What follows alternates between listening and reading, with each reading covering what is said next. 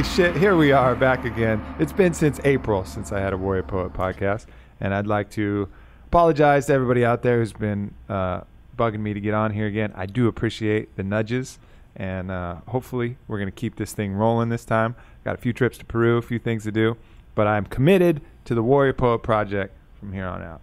Here you have it. And just to show that, just as I was birthed into the world by my mother here, I'm rebirthing this podcast to you guys at the same time. So, Mom. Yes. Welcome. Thank you very much. To the podcast. Thank you. Thank you for making this all possible, literally. Yeah, you're welcome. It's been my pleasure. Yeah. So, for those of you who don't know, my mother obviously is an amazing woman. Some of the highlights, which you could never probably properly encapsulate, but you were a Wimbledon semi-finalist, yes, ranked up to number 6 in the world at 5. one point. 5! I was shortchanging you by one whole position. Ranked number 5 in the world as a tennis player. Went on after that, got your black belt, yes, in Tang Soo Do. Right. Became a high caliber dressage rider. Yes. Managed to raise myself, and depending on how you count, either 3 or 6 other children. Yes, 7 total. 7 total. Yeah. And are just a general awesome fucking human being who recently got back from a trip to the jungle to see Don Howard, Gandalf the Wizard, doing ayahuasca and Huachuma. Yes, and we would not have gone if you hadn't walked into the living room, sat down, and talked to us about it. And then my husband jumps up and says, we're going to go. We're going to do the whole thing. And because we're never going back. And I looked at him, I thought, are you crazy? I said, do you realize how long that is? And so I didn't mention it, and then we went.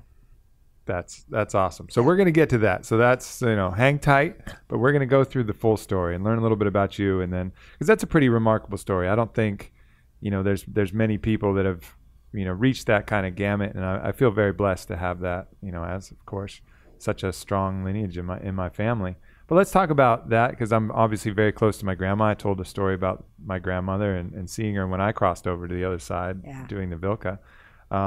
But bring us back to kind of how you grew up and some of the values that kind of came through from there, and what led you to be such a successful tennis player. It's an interesting story in the way it connects to the jungle, because the jungle kind of connected the dots. I knew all the different little parts, but when I went to the jungle, it gave me balance. Started out, mom and dad were great people. Mother was a nurse. Father was a teacher. At 9, I started playing tennis. And from then on, I knew I was going to do something. I didn't know what it was, but it was either going to be horses or tennis or ice skating. So ice skating? I didn't know what it was going to be. Yeah. The same man that taught me tennis was also doing ice skating. I didn't know you could ice skate. Yeah. Not very well. Not very well. We're talking get around the ring. Maybe that's why I like hockey so much. Yeah. Look at this. I'm learning new stuff all the time about myself here. So my life at 9 changed to be very goal-oriented. I knew almost exactly what I had to do. I immediately had images of going to Wimbledon. So I knew where I was going to go. I didn't know how I was going to get there. So played tennis. At 15, I started traveling to Mexico and Canada. At 18, my parents got enough money for me to get a one-way ticket to Europe. So I went to Europe. Mom says, oh, you're going to love it. Go to Italy. I get off the plane and I go, where is the tennis club?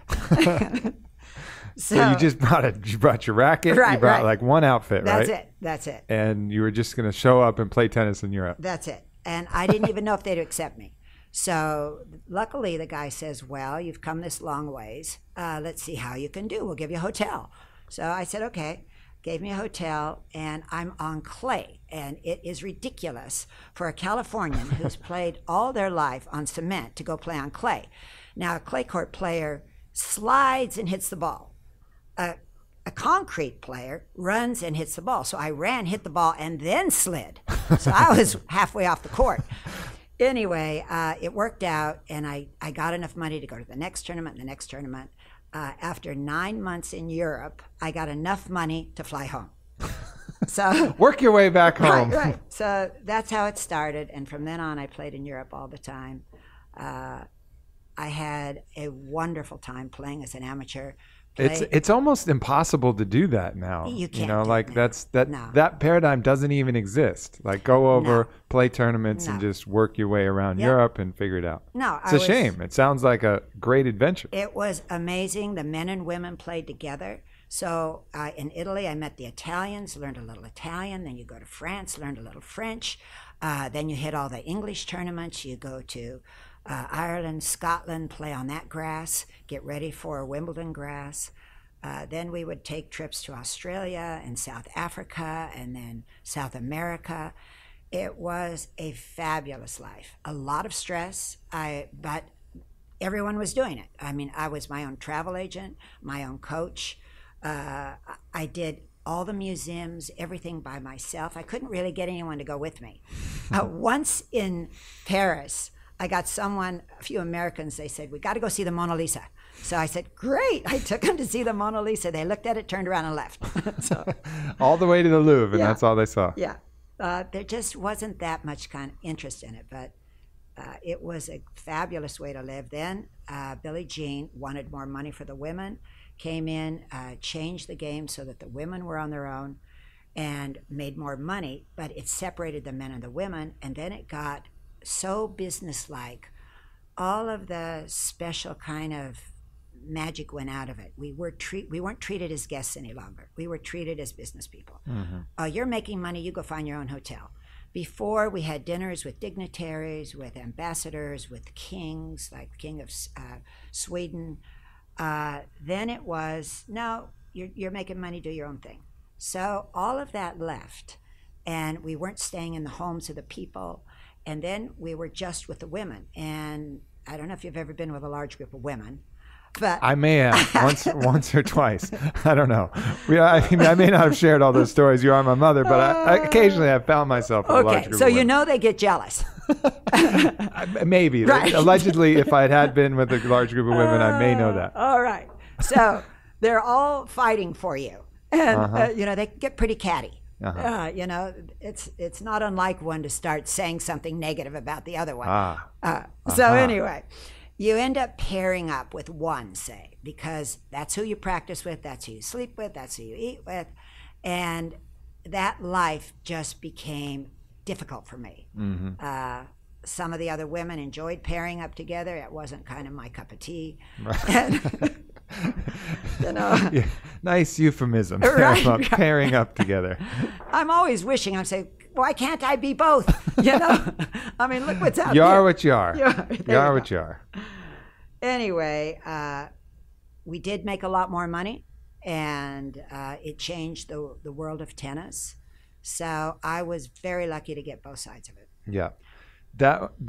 So Billie Jean was someone, though, that you had grown up knowing. Yes. You guys were in kind of the same local clubs out in Southern California. Yeah, we were Long Beach. And she was Phil Jacksoning you right from the start. She was very powerful mentally. She knew how to play the game. I was younger than she was, so she basically, I don't know how to say it exactly, but she was pruning me to beat me. Basically. Mm-hmm. And she was a fabulous player, of course, but it was very difficult mentally to beat Billie Jean King.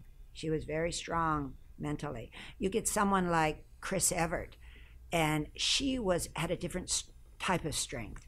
She was so tough emotionally that things didn't bother her. I never saw Chris Evert have a bad day. Mm-hmm. You take someone like Martina Navratilova, incredibly physically talented, but emotionally could be back and forth. Still, she was a champion. But it was very interesting to watch the different champions. Yeah, I say Phil Jacksoning because I'd known a basketball coach who was really well respected basketball coach, and Phil Jackson. They found themselves in the same restaurant. And it would be normal, there's only like 28 coaches, Right. Just say like, hey, how's it going? So one of the coach I know came over and say hi to Phil, just totally snubbed him. Yeah. Just kind of gave him a nod, nothing else, because he knew that was kind of competition coming up, and that was kind of what Billie Jean had done. Well, that's the game. Yeah. And they play it on and off the court, and there's nothing wrong with it. It's part of the game. It's the way it's done. I think you're going to find it in every single sport. Mm-hmm. You don't let down. So if you would have been able to take some ayahuasca before you played Billie Jean at Wimbledon, might have been a different story. I might not be born though, so we can't be that excited about it, because the difference between getting in the semis of Wimbledon and the difference between winning Wimbledon is a totally different life. Huge, absolutely enormous. And I look back on my own life, and I was pruned or kind of reared to be an ambassador, to think of the other person, to not be emotional, to always be in this kind of perfect realm of not too emotional, not this, not that, and I was supposed to win. So I felt like, looking back on it, that I was supposed to be this tiger, this competitor, this predator, and I had no claws. Mm-hmm. So what happened to me is I went into the mental side of it. I then had to find a way around that, because I was worried if I was going to play someone, how badly they'd feel at the end of it. That's not a good thing to do when you're competing. No. So it's not part of the top MMA strategies for mental preparation. No, that doesn't work. Sure. No. So I had been raised that way. So then I said, okay, I am going to be I'm going to analyze everything. So I'd watch my opponent. I'd find out what their strengths were, what their weaknesses were, and what their patterns were. And one of my really good friends, Rosie Casals, she basically started calling me IBM, because I had all this knowledge, and I had all these different shots, and I had all of this stuff. And pretty soon I realized, okay, Kathy, you have got to simplify this. You can't do all of that. Mm-hmm. But that is the reason I could win, is that I had so much more knowledge, and I knew their patterns. I would actually, which players do that? They bait you. And like, if I knew they were always going to hit down the line, I'd stay on the other side, give them all this room and say, yeah, look at that. And then they'd hit it down the line. I was right there. Yeah. So I'm aware. Yeah. You continually beat me until I was like, what, almost 30? Like 3 years ago, finally, maybe the tide turned. But it took all of my adult life. And you would just be laughing as you hit the balls at different places, knowing exactly where I was going to hit. Yeah. And me mentally falling apart because my mother's beating me again, even though I'm in the prime of my youth and strength. Right. And then something that works all the time is you compliment the other person. Yeah, well, this is a secret out there, guys. But compliment them. Tell them, oh my gosh, your serve is so incredible. And what happens is invariably they'll start thinking how amazing their serve is, and they'll try to make it even better. And they double fault or they hit it out. So that works all the time. You've exposed one of my best tactics. I know. Your backhand is on fire today. Right. You are ripping them down the line. Yeah, I am, aren't I? It works every time. Even when you know it, it works. Yeah. If there's one of two ways is going to work when you're trying to in gamesmanship. The complimenting almost always works, but there's a few people that doesn't work, and then more direct shit talking works. Like my brother Brian type of shit talking, which is just more traditional. But the complimenting game, especially for racket sports or golf. Golf, if you really want to screw somebody up, which is really rude. You shouldn't be rooting for everybody golf, but nobody does. Everybody pretends to root for somebody. You're like, man, your drive is incredible today. That distance is ridiculous. They're like, yeah, it is for sure. Yeah. Any of those mental games. You did me a great favor. We were playing ping pong a little while ago. And he says to me, he's only, I've got like 5 points, only 5 points to go. And, you're done. And I went, wow. He really focused me. 5 points. I can do 5 points. So you focused me, and man, I had to say thank you. Yeah, there it is. Yeah. It's a gift. It's a gift. That's one of the things that, it's been really awesome growing up is you reach such a, competitive level that the wisdom translates. It doesn't matter that I wasn't a tennis player, I was a basketball player, or whatever other sport I was playing. Yeah. Some of the same things translate. Like there's a time where you double up your practices. There's a time where you practice less. There's a time where you're focused, and there's a time where you're relaxed. And all of these mental aspects of competition, they apply across the board. And not only that, they apply to life. That's right. We were in a lawsuit, and our attorney brought in a female attorney. Well, the judge loved this female attorney. So at the end of the day, I said, you got to use her. He says, why? I said, because every time she talks, he agrees with her. Every time you talk, he looks the other way. Strategy. But what you have to know is that you will make the mistake minimum 3 times to learn these lessons. So do not worry about making mistakes. It is the process of learning all of this. And that's what was so great about sports. Every day you're out there putting yourself on the line, making these mistakes. So this isn't knowledge just handed to you. This is knowledge that is burned into you. Yeah, the hard way. Oh man, I cannot tell you how many times I exhausted myself because I was so nervous the night before I'd go for a run. Next day I was like running through cement. I wasn't on top of it. I was through it. Yeah. I made every mistake over and over. And then finally you get to the point where, okay, I get it. Every athlete has to make the overtraining mistake Yeah. for themselves. You know, Absolutely. no matter how many times you say Yeah. it. You know, just pushing it a little too hard, coming back from an injury too fast, you know, being sick and saying like, I'll power through, you know. I'll tell you one of the hard ones. You don't feel like you're going to do it, but you don't want to admit that because you want to think positively. Mm-hmm. Oh, I'm going to do it. I'm going to win. I'm this, I'm that, I'm this. But inside, you don't really see that you're really like, ugh. So what do you do then? That's the big problem. That's the big problem. You're just pointing out problems? I thought you have answers. You're one of the wisest people I know. Come on. You know, sometimes I made it because I relaxed and said, one time I made it, I said, okay, Kathy, you're 1 point from losing this match. It's getting dark. Everyone's really angry at you. They don't want to be here any longer. It's starting to rain. And you're 1 point from losing the match. I said, would you go over there and hit one shot for yourself? So I did. I went over, hit one shot, won the point. And then she had me 40 love. She's going to win the match. So I said, okay, that worked. Don't talk about it too much. Would you go over on the other side and hit one shot for yourself? And I did it. So I bring the match back, win that set. Everybody's pissed off because now we split sets. They got to wait longer. Yeah. So then I had to come back the next day and I won the match. So I got through it on that one. But I cannot tell you how many times I lost the match, knew I was going to lose the match, and was powerless to change that. It's this weird dance between being able to, you know, not be so attached to the outcome that you're afraid of that negative outcome. So you have to release your attachment to the outcome, but still bring in that passion. And for a lot of people, that seems like, how do you do that? How do you release your attachment and still care? But you can, because you're still going to care, you know, but still be okay with the fact that, hey, I'm all right. I'm a good human being. You know, I'm going to be fine if I lose. So let's just go out there and fucking give it hell. You know? And I think, I wish you were there to tell me that. But I think there's the wisdom is in that. The time I did really well at Wimbledon was when I realized, and I had to say this to myself, no one cares except me. And in the back of my mind, I knew, okay, mom and dad way over there in the US, they care. But really, all these people surrounding me afterwards, what do they care about? They care about the news, the excitement. I had a boyfriend at the time. What does he care about? He really wanted me to lose because I was doing better than he was. and then you look at all your quote friends and, oh, you're doing great. Congratulations. Good luck. They don't want you to win. So I had to really know that in my heart. What is that? What is that dynamic? That's competition. Just competition. Yeah. They're just. I want to be better than you.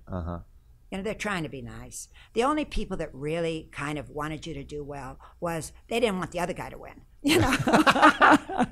Oh God. Or you know, they were so out of it, there was no competition anyway. Maybe they were number 120.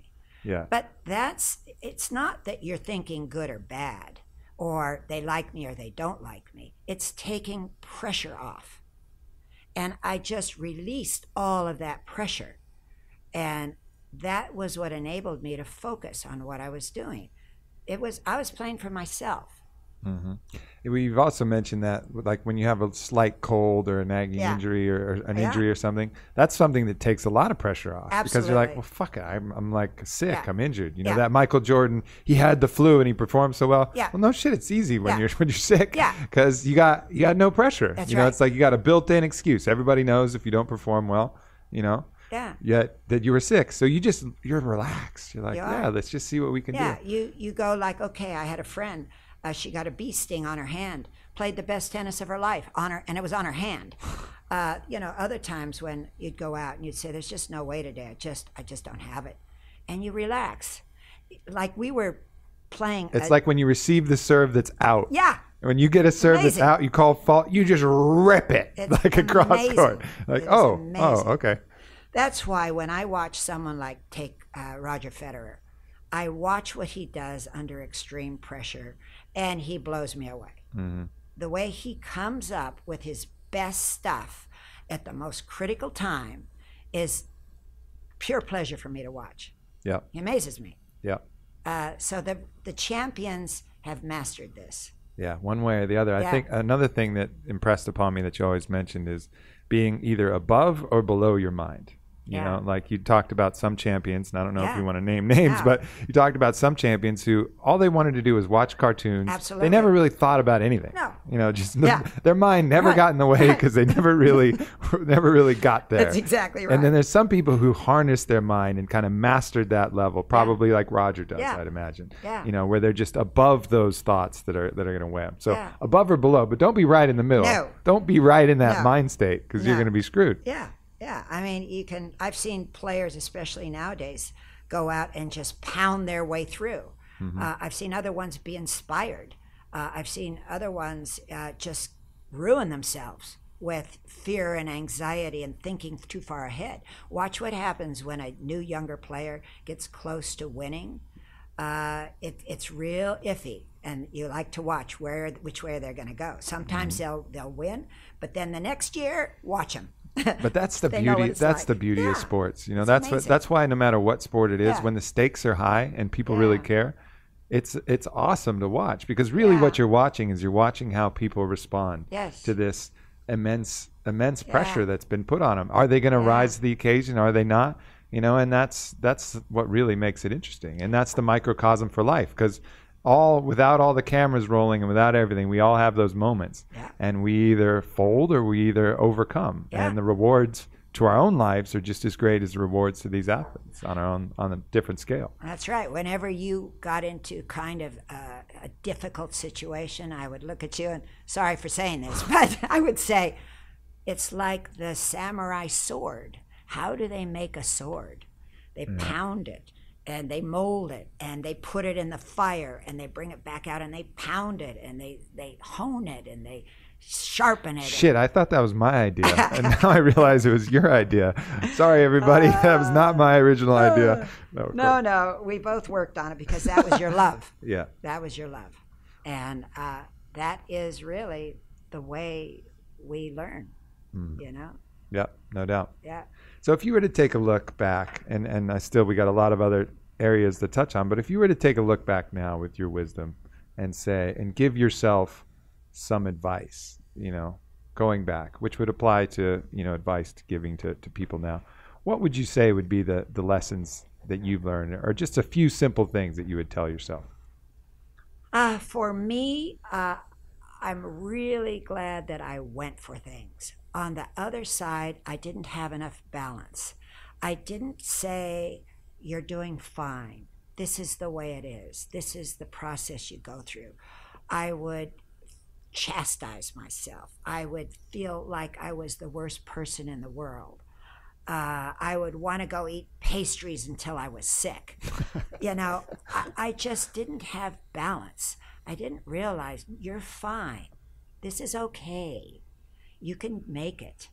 And then the other thing I didn't do, and this all came up with the ayahuasca, I wasn't there when I was successful. When I was successful, like I don't have any pictures of me at Wimbledon, except for what the press took. I don't have any pictures of me in the French Open, Roland Garros, in the Italian, in the American, at Forest Hills.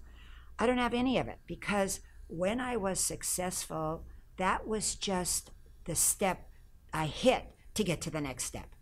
Everything was looking forward. Everything was looking forward. Alan Watts has a really interesting kind of talk on this, and he talks about even the conditioning of our grade school, you know, the way it goes. Like you're in kindergarten, you graduate kindergarten, then first grade, you graduate that, and everything is looking forward to the next step. And then all the way through high school, well, the next step then is college, and then the next step of college is your career and everything. It's almost like the whole structure is laid out that way. And Yeah. for the athlete, it's very much like that. Climbing Yeah. rankings, climbing Yeah. numbers, winning this next one. Till all of a sudden Absolutely. you're like, what the hell have I been doing? Like, Right. And then, I've been studying different gurus and different writers, and they say, you are already a luminous being. You are perfect the way you are. And I go, wow, that is so foreign to me. Maybe if I do a little bit better, Right, I'll be a little bit brighter. Right. Let me go work out first and have my, perfect meal and take my vitamins or whatever I have to do. But that idea was so foreign to me. So I would look back and balance myself out, Yeah. But on the other hand, I was driven. Yeah. So what do you say?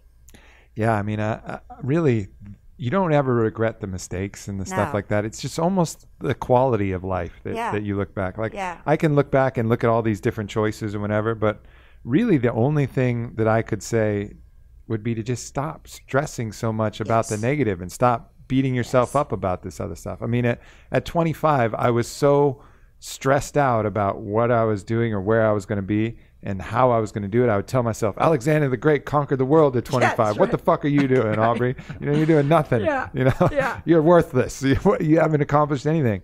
And just so, annoyed by that. Whereas, at 25 or even in college, just simply being in the moment, enjoying that and trusting that, still thinking about it and planning and working hard, but just trusting that, it'll happen, it'll work Yeah. out. Yeah. Or even worried about the negative situations, the negative stuff that comes up. Every negative situation that happens, guess what? We deal with it, Yeah. and we go through and we figure it out. And usually at the end of the day, we're like, yeah, I'm kind of grateful that happened Yeah. because of X, Y, Z. There hasn't been one that hasn't been like that, but nonetheless, you freak out about the Right. positive potential looming dangers. Yeah. The simulator in your brain gets really activated and plays out all these horrific scenarios that Yeah. you solve that you may never even have to solve. And if it does come up, guess what? You just fucking solve them. Yeah. You know, And so- maybe that was the way it's supposed to be. Right. I mean, the more people I read now, because now I'm searching. If I had had the feeling that I had guidance, if I'd had the feeling that I was surrounded by unconditional love, if I knew where I was going, it would have relaxed me so much more. I know people that feel that totally, and I look at them with admiration. I felt alone. I felt so much fear. So, on the other hand, because I didn't think that there was life after death, which I'm looking for now is life after death. It's just a small thing. I was consumed with enjoying life. I was consumed with the moment, and that was probably my greatest gift. Was that I knew that every moment was priceless. Yeah. And that's the Yeah. counterbalance to that other thing Yeah. that you were talking about. Yeah. That's a big part Yeah. of it. And Yeah. I think, people that lament death and spend all this time worried about it, that is something that gives life real preciousness. Yeah. And a chance to, imagine if you lived forever and you got really wicked bad momentum at the start. Right. Like, fucking 5,000 years of this? Are you kidding me? Oh, God. But I mean, that could obviously be great too, but there's just there's something precious about the temporal nature of Yeah. existence. And I didn't want to break the moment. If I was dancing, there's no way that I would even imagine taking a picture. If I was watching a sunset, I didn't want to go take a picture. So I never had a camera with me. And I know life is different now. that's why you don't have a very good Instagram, Mom. Your Instagram game is really I weak know, it's terrible. It's and terrible. non-existent, actually. Yeah, I've never been on Facebook, sorry to say. I tried to get on yours. Yeah, I know. It was a good effort. Right. It was a good effort. But anyway, there's so much value, and the jungle helps you. Yeah. So let's talk about that. You've been Okay. seeking different ways, and then I came back. I tell this story, and you decide to take the plunge. And we'd done ayahuasca before together, Right. but you decide to go down to see Don Howard down in the jungle. So tell us about that experience. We went to the jungle because when you came back, you were different. There was a calmness and kind of a movement in you that you were peaceful. that I'd never seen. So I said, okay, if he can get it, it's got to be down there. And so when we went down there, the ayahuasca without a guide is not as valuable. Don Howard is an amazing guide. He will not say a lot, but he'll say a few words. So I go into ayahuasca the first night, and I get my typical aquarium, which I would see fish. Ayahuasca TV. Yes. And I went, not again. This was the fourth time I see the fish. So I go, okay, all right. So then I see a few other little things, but I realize ayahuasca, they call a stern mother. She will give you what you need, not what you want. So I went in with these amazing intentions. Feel the love, feel the light, experience the God, the spirit. These were my intentions. This is where I wanted to go. And I'm seeing an aquarium, So I get through that whole thing, and I'm a little discouraged. We have a meeting the next day, and this guy was an eagle. He was flying above. Another one was a jaguar going through the forest. And they get to me, and I go, well, I saw the aquarium. But I knew something was going on. So that night, what happened to me in the jungle is that my experiences happened after the ayahuasca. They came in visions, in lucid dreams, and they came to me in shockwaves like that. So I got to the point where I said, all right, I'm going to go through this horrible tasting stuff that makes you really nauseous for 4 hours minimum, and then see what happens. So I did that, and the next day I was expressing myself, my fear of the unknown, the unbearable thought of never living again, and what I wanted. And so Don Howard looks at me and said, well, have you ever felt unconditional love? And I go, sure, yeah, I feel that for everyone else. Feel it for my son, for my daughters, for our family. I feel it for the little baby fawn. I felt it for this baboon in the zoo that I said, come on down and talk to me. And she came down, and I started doing hand motions, and she copied me, and I was overwhelmed with love for her. Mm-hmm. I felt it, and then he says, just throws in a quick little word. Well, do you feel it for yourself? Ooh. Oh, dear. Oh, the dear. wizard. The wizard says the right thing at the right time, as a wizard is wont to do. Oh, gosh. I said, well, how am I supposed to, where am I supposed to do that? He says, well, in your heart. And I go, oh. But I realized then things that we've been talking about started to come to me. So I realized that I was raised to think of everyone else, which is a good thing, to kind of not really celebrate what I was or what I did. When I came home from Wimbledon, I slept on the floor in the garage. I wasn't ever allowed to get, quote, the big head, which all of that's good. But I began to realize I didn't have unconditional love for myself. And I was embarrassed to talk about myself. Well, maybe you just haven't accomplished enough. No. Maybe if you just accomplished more, you could really finally love yourself, okay? Oh, God. Don't expect me to accomplish any more in life. I'm done. That's where it all started. So I go to bed that night with these thoughts. And when I was born angry with black hair. And my mom said, as soon as I came out, oh, I'm so sorry, she's angry. So she apologized to all the nurses. Immediately, she had wanted me to be the perfect little child. And this is no blame. This is trying to understand it. Mm-hmm. So that night, I had lucid dreams I saw Mother Mary with golden light shining on this baby that was me. Black hair. And you're not Christian. I'm not Christian. But Mother Mary was my image of divine love.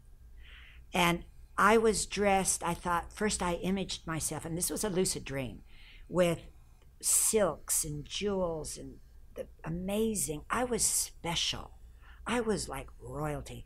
And then I got hit with this, yeah, but what if people think you got too much? Oh, okay. So now I'm in the swaddling clothes. And Mother Mary is loving me as the poor child.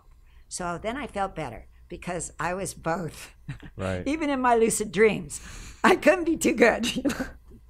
But I felt a personal, unconditional love that they were giving me. So then the next day came about, and I did ayahuasca again, and I saw fish again. I did see a few snakes this time, which was cool. They were iridescent, and more snakes were being born out of their mouth. So that was good. But from that moment, then I started to go into my heart. I said, what is my heart? Can I feel unconditional love in my heart? So I put the baby fawn in there, born, just a little newborn, and my love is unconditional. Then I had an image of my heart like a doorway, and I was going to go up to the Masada with Howard behind me, and Howard said he could help me with this. And so my heart was a doorway. It was open from the back and open from the front, and it was a golden frame with doves on the front, and Howard was in the back. So when he blew the smoke over me and I'm in front of the Masada, I got a brilliant light in my heart. And then I saw kind of the rainbow colors as like light coming off of it. And I went, okay, there it is. There it is. I will nourish it. So that was my first connection to the unconditional love. But knowing me, I've got another goal. So once I feel unconditional love in my heart, I want to feel the source. Mm-hmm. And is that asking too much? You know?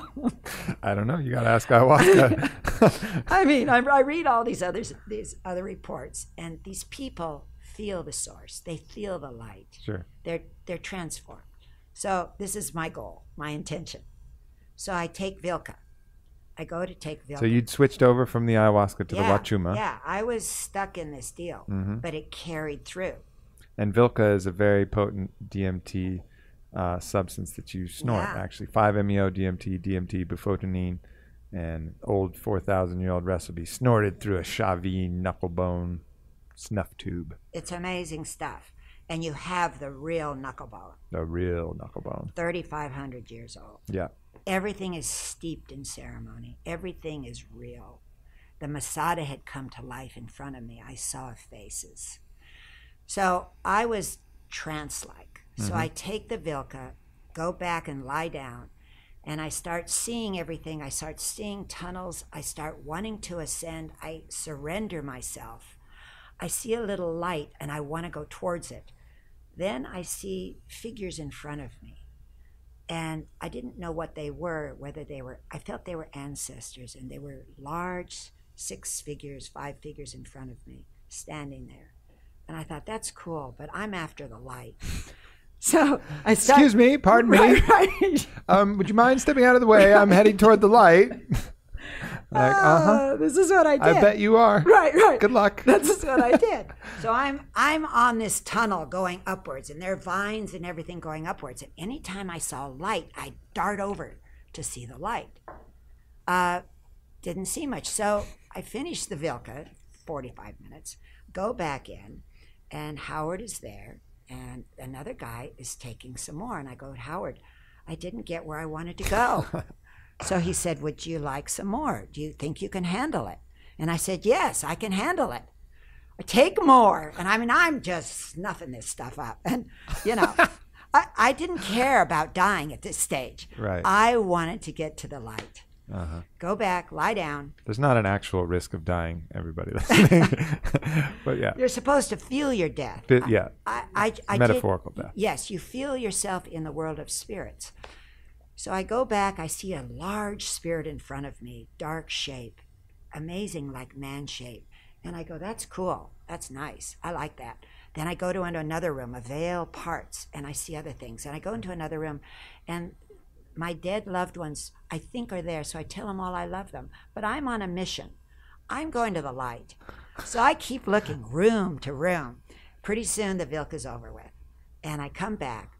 I'm lying there, and then I said, okay, I'm getting hungry. It's time for dinner. So I sit up. I'm just getting ready to get out of bed, and I get hit with this, I don't know what you call it, a thought, or whatever it was, the light's in you. The light's in your, and I knew what he was saying. They were saying, the light is in my heart. Yep. And I went, okay, I get it. So that so was powerful, and there's, yeah. that just shows the wisdom of this medicine. If the medicine had shown you light externally, that lesson, which is probably the most valuable lesson of the whole trip, Yeah.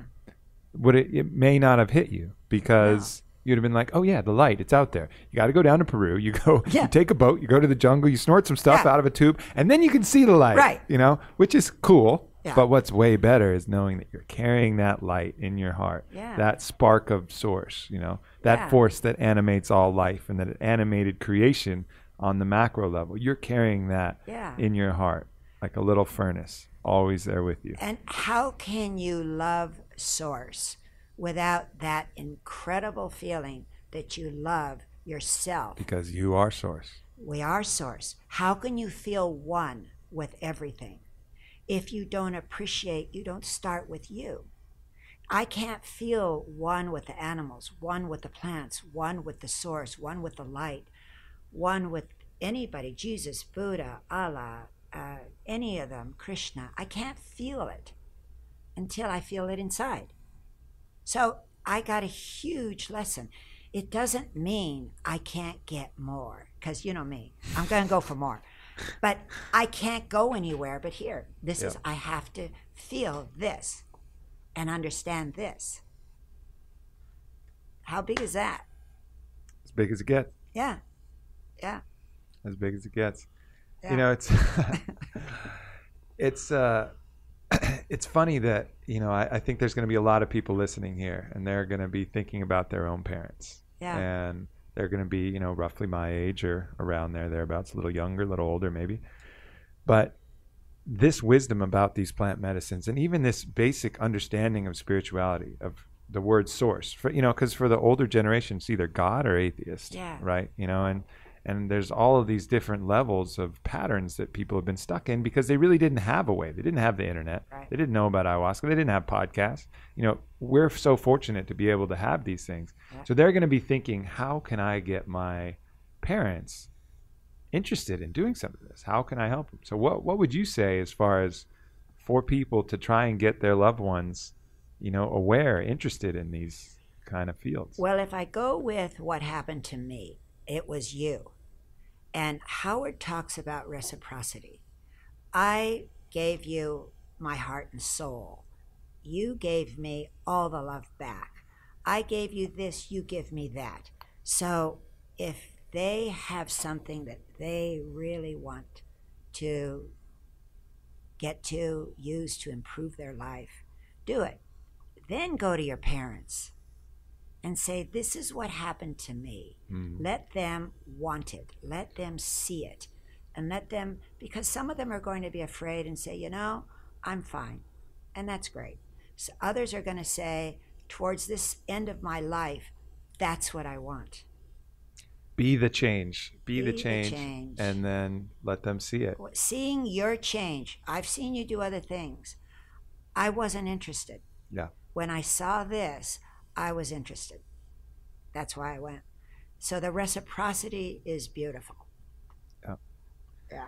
Yeah, I think that's the best advice. Fear is such a limiting force. People are scared to change what they've set up. Because for a lot of people, you had some dramatic impacts, but for some people, the changes is going to basically rewrite their entire story. Yeah. And that's incredibly terrifying for people, and innately they know that. Yeah, and you're not going to be like anyone else. Some people had divine experiences. Other people their greatest fears came up. Someone with huge anxiety was thrown right in the middle of it. Mm-hmm. Another person was purging his ancestral debt. And they actually, according to the guys next to him, saw a black mass land in his purging bucket and scurry out the door. And Howard and the shamans saw it and started laughing. They watched it go out. So this is not for the faint of heart. you're not going to be able to go in there and organize what's going to happen. And sometimes it's not overwhelming. I mean, I would go in there and see fish while you were sailing through the universe, having starships download information into you. And I got the aquarium. By the way, the third night, I had complained so much about the aquarium, I saw nothing. So the fourth night, I said, I'm sorry, fish are okay, but make it a little more interesting. So they showed me the primordial, like, ocean. I was way down underneath seeing how all life began. Strange, huh? Interesting. It is, yeah. Yeah, it's by releasing expectation, just surrendering to what is. Yeah. It's important. Yeah, there's that balance between setting your intention and then letting it go completely. Yeah. You know? Some people say, in fact, I heard a thing yesterday, the guy said, yeah, I set an intention once. And he said, I'll never do it again. He said, when you set an intention, life is going to bring all of this stuff into you, and you're just going to be bombarded with it. So he said he prefers to go at it a little slower. Just leave it be. Yeah. Well, Mom. Yeah. It's a beautiful life. It's a beautiful life. We're very blessed to live it. Very blessed. Sometimes think that we're really living in the golden age right now. You know, we're still able to access these primal feelings and these emotions that a being, 5,000 years ago that's a pure consciousness wouldn't be able to feel. And 5,000 years before, we wouldn't be able to access these higher truths in this source. And we're living in an amazing place in a golden time. We are. I do believe they got there a different way. I do believe that they understood, they could hear the plants. They could look at the stars. They could do things. Not everyone. Back then, it may have been more the elite. Mm-hmm. But the way your American Indians looked at the world. Sure, they're connected at all times. They were connected to the Great Spirit. Yeah. So we do have more opportunity than ever before, for sure. I don't know if man has ever been without it. Yeah. I would probably say that. Yeah. Especially when walking bare feet on the earth. It's a lot easier than in the place we are now. There you go. There you go. But it's been a pleasure. Thank you. It's been an honor. Thank you so much. I love you, Mom. I love you too. Yeah. Bye-bye. All right. Warrior Poet people, thanks for tuning in. And thank you, Mom. And thank you, Orlando. Thank you, world. We'll be back again next week with another key ally in my family, and we actually have a couple podcasts next week, so maybe we'll space them out, but I'll keep you guys posted on all the social media stuff. But much love, glad to be back.